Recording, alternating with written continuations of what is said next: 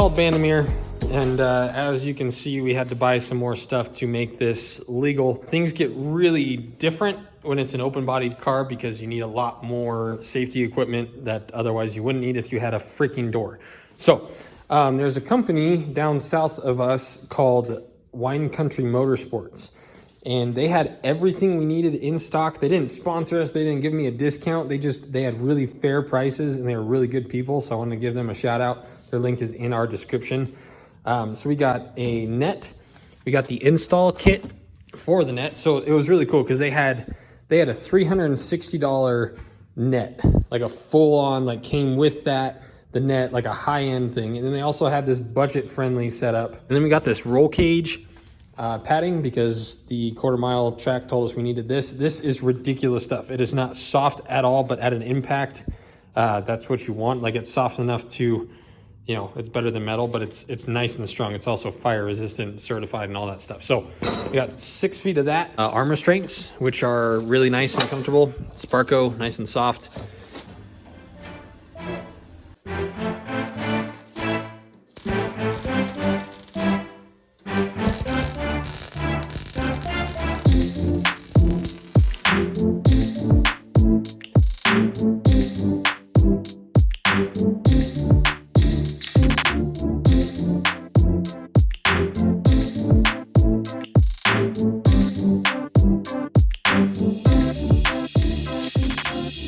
Boom, here's what we got. Super not fancy, very functional, very simple. So I drilled some little holes on here because this moves. So I'm just gonna put these little 10 mils through it when we're actually racing, so this will stay planted. And then this clips in right there and slides out from there. Should something actually happen, it's gonna prevent my arm from going out, but it's not like a wall. So I don't know, I think that'll work. It's very, very simple. Just like that, pops out. Boom, done. Slide that in there. Slide that up like such. That's it. So that's done.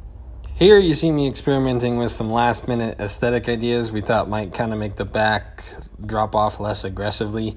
But like a lot of these ideas that I have, it didn't work out. So I am skipping through most of it for you. You're welcome.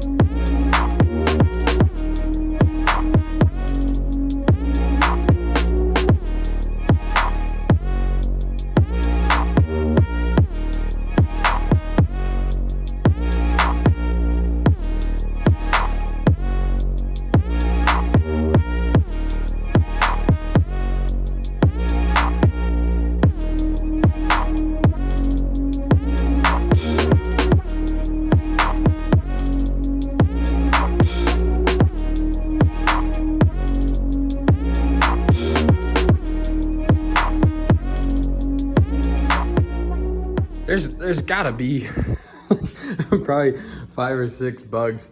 And like, I'd like try and blow them off with the gun, and then they just decided to hang out and die. So that's cool, but it is what it is. Other than that, so I ran it right there a little bit, and then right here, I don't know, it was late, I don't really care. But everything looks pretty good. The bumper was really hard to do because the bottom of it is actually the top, so I was trying to make sure the top was nice and wet, and I think I still went dry on it, but everything looks pretty good. We have that little taillight cover that goes right here, so it covers all that. Made this battery box, which is a lot nicer than what I did on the Jeep Vet. So we got a little plate that just goes over that, and then 2 bolts go in. Passenger seat might fit, but it does just bolt in, so we were just thinking, let's just make it simple. We wanted to put it here, but we're not really sure. It was kind of close to the bars, so we don't know how picky tech is about something like that, so we figured that was a safe bet, and we can unbolt it and move it later. But it came out really, really good.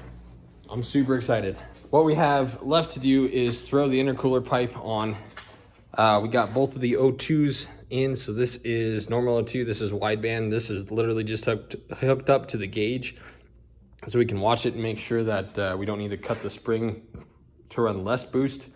Also, a lot of you, or a couple of guys were saying, why didn't you paint the cage while it was off? Because it would have taken an extra 3 days. If we were to paint the cage with it off, we'd have to tape it off here and like here and here, paint all that, let it dry for a couple days or a day, and then do this all again once it was on the car. And it just, with us being under the gun, it seemed like a huge waste of time, and so we didn't care. Another thing people were saying is, why don't you just buy an ECU for this and tune it? Not to be mean, that's a stupid question. We don't have money. Otherwise, obviously, it's like, why would you do something mediocre when you could do something great? Well, there's probably a reason for it. It's not just because we're lazy. We don't have $600-700 for Mega Squirt hanging out. So we're doing this. So basically our standpoint is, I think this is gonna be the slowest car next to this. I think this is gonna be one of the slower cars. This is gonna absolutely be the lowest powered car. So our standpoint on this whole event is, let's go have fun. If we're gonna lose, we might as well lose in something that no one's really seen before. So that's our plan with this. That should compete okay. Mina did really good driving that last year. 11.6 is what we were able to run, which is, that's cooking. I mean, that's pretty good. This, we ran a 15.5 with the old Saab turbo. So we're hoping, I mean, if I could break into the 14s, if I could break into the 13s in this, that would be insane. But we're going to watch the wideband, see what it does, and be really careful. So, Miata Kart, sneak peek, Miata Kart shirts, sneak peek. Some of you might be wondering why we just taped off the blow-off valve, and it's because we were assuming that this paint wasn't gonna have enough time to really harden, and these blow-off valves are kind of a pain in the butt to snap in, and so we didn't want to scratch the paint. So this was the easier route. So that's what we did. So this is gonna sit in there like such, and then we'll be ready to rock. Okay, you guys are gonna wanna hear this. So because of our channel name, we don't do a whole lot of reading. You know, I buy something that needs put together and it comes with an instruction manual and I just build it. I don't read. Well, there are some rules for this event for each class. So for street class, you have to have doors, you have to have interior, carpet, door panels, glass all the way around. And we have none of those on this, right? None of that. So we have to run this in Pro, which are basically 700 to 1,000 plus horsepower cars. So I just found that out and I was like, okay, cool, we're screwed, but maybe a lot of those high horsepower cars, they have a hard time getting off the line, especially first event of the season. Everyone's gonna be kind of feeling out their cars. A lot of those high horsepower front wheel drive cars, it takes them some time to get the launch down. So I was like, okay, well, if we can just go A to B, I mean, I don't want anyone to break, but if they, here's the other problem with that, is if they screw up their launch and then miss second and then get on it in third, they should still beat this car. So, but I was like, okay, cool. Like, you know, we can just go A to B, have fun, and like maybe by some crazy luck, we'll make it a couple rounds in.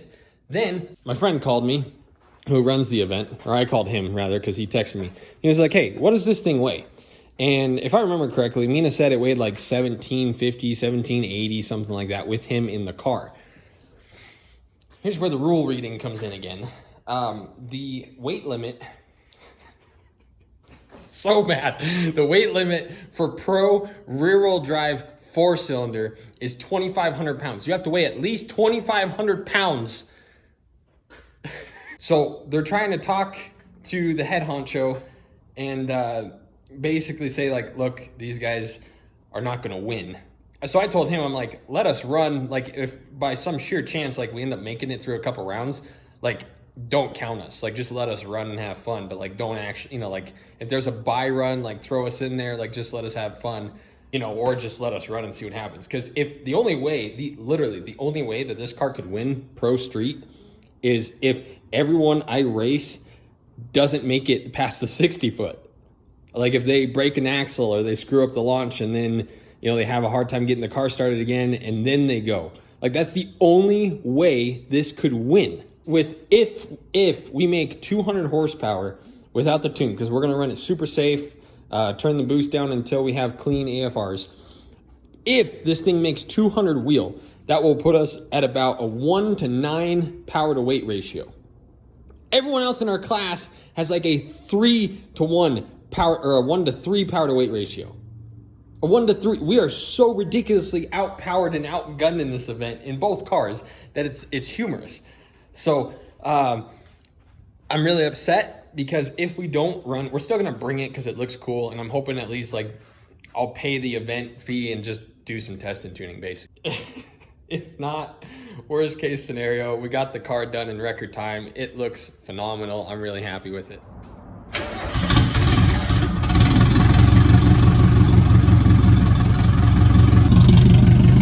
Dude, it's so docile.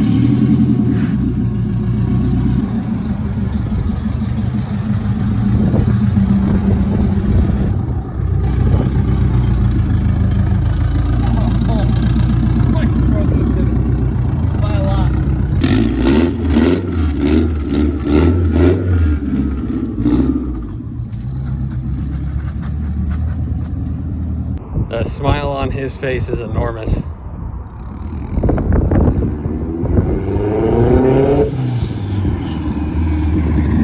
It worked! It worked, didn't it? What? This feels really, really laggy. Yeah, probably. It gets in the boost. Yeah, I know. Yeah, it's just, I don't know if it's on here. Yeah, It gets in about like 4,000 RPM. Boost.